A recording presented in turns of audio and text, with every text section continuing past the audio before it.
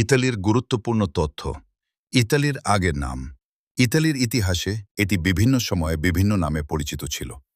প্রাচীন রোমান সাম্রাজ্যকালে অঞ্চলটি ছিল ইতালিয়া নামে পরিচিত।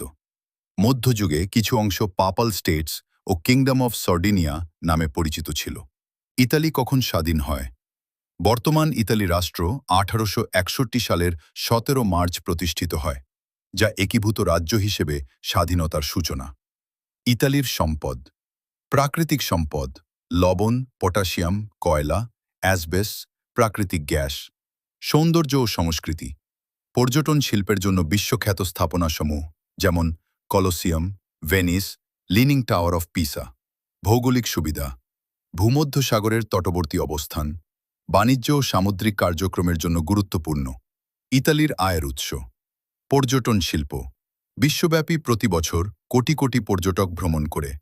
উৎপাদন শিল্প: অটোমোবাইল, ফেরারি, ফিয়াত, ল্যাম্বরগিনি, ফ্যাশন ও কাপড়। খাদ্য ও ওয়াইন বাণিজ্য ও রপ্তানি, মেশিনারি, বৈদ্যুতিন পণ্য, কৃষি উৎপাদন।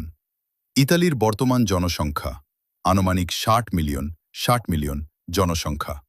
ইতালির শক্তি: সামরিক শক্তি, একটি প্রায় আধুনিক সশস্ত্র বাহিনী, ন্যাটো সদস্য। আর্থিক শক্তি: ইউরোপের শক্তিশালী অর্থনীতির দেশ, প্রধান শিল্প ও প্রযুক্তি কেন্দ্র। সাংস্কৃতিক শক্তি: বিশ্বব্যাপী খাদ্য, ফ্যাশন ও স্থাপত্যের ক্ষেত্রে প্রভাব। আগামীতে ইতালির অবস্থা। অর্থনীতি: পর্যটন ও প্রযুক্তি খাতে উন্নতি আশা করা যায়। সমাজ: বৃদ্ধ জনসংখ্যা এবং অভিবাসন প্রবাহ নিয়ন্ত্রণ প্রয়োজন। আন্তর্জাতিক প্রভাব: ইউরোপীয় ইউনিয়নের গুরুত্বপূর্ণ দেশ হিসেবে অবদান অব্যাহত রাখবে। আমাদের ভিডিওগুলো ভালো লাগলে লাইক করবেন। পরবর্তী ভিডিও কোন দেশ নিয়ে চাচ্ছেন সেটা অবশ্যই কমেন্ট করে জানাবেন।